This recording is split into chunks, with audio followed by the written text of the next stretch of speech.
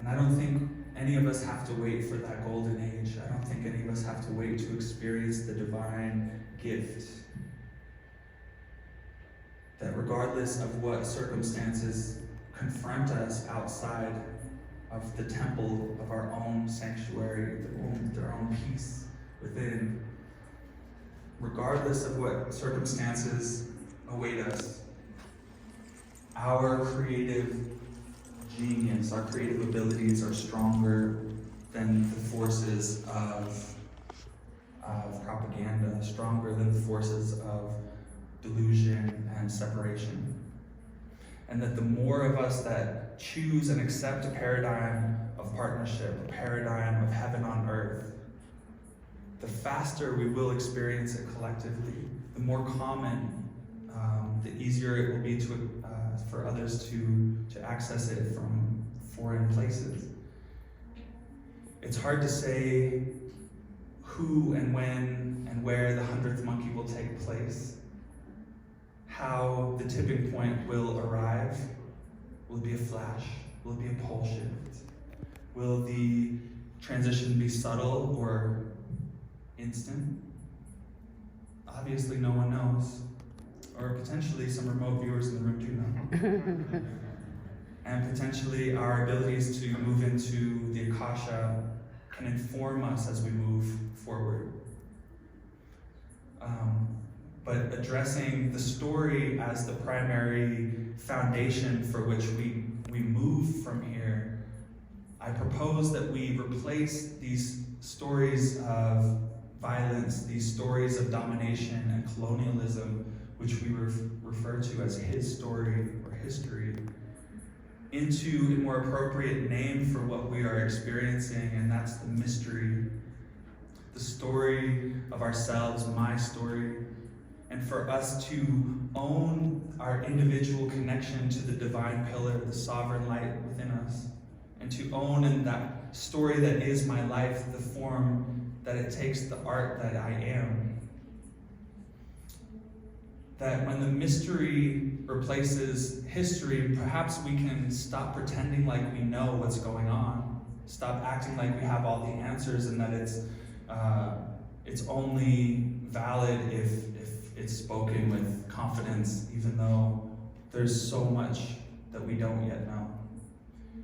That it's okay to not know, that it's okay to engage the mystery with a sense of humility and a sense of awe, and to engage the story that we're leading forward from here with a sense of reverence for our sacred earth, and remembering that this planet is the only planet that we have, the only home that we might know. And despite our efforts, potentially great efforts some of us take to be stewards of the land and to recycle everything that's recyclable and compost what can be composted, there's still more work to be done. That's awakening and sharing the paradigm of heaven on earth with each other, finding the courage within ourselves to lead the forefront out in the world, to be the change, to be the ones that are willing to have the tough conversation or the uncomfortable conversations around transitioning from subtle, subliminal messages of domination and violence into what I believe our planet is geared towards is the natural mechanism, is symbiosis, it's cooperation, that there is truly enough on this planet to feed all of us, that scarcity is manufactured through the systems of oppression that we have come to know as normal, but it's not normal. It doesn't have to be this way, and every one of us knows it on some level. How do we move from that inner knowing into a leadership position, into a space of taking charge where, where we've been kind of forcefully led, saying, no, this is not the direction that I would like to go. Who's driving this boat anyway? You keep banging into icebergs. I don't feel safe. We need to reclaim our ability to steer our own lives towards our happiest and healthiest versions. It's wired in us. hundreds of thousands of years of people have lived on this planet in harmony with the planet, and that genetic memory is within us. It remembers itself. We know how to speak to nature, the trees, the water. They all have a voice, and every one of us has the skill and ability to speak that language. We have to remember that this life is sacred at every turn, at every bend, that there is no place where the sacred stops. In the city, the grime, the drug-induced, it's God too.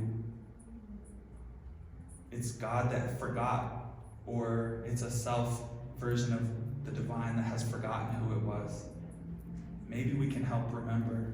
Maybe we can help remind each other. I think it's more than possible for us to manifest what we call the new earth. I think that it's already here in alternate dimensions and a different vibrational frequency, and as we bring ourselves in alignment with this natural body and discontinue the practices of forcing our way through the world by some form of arrogance,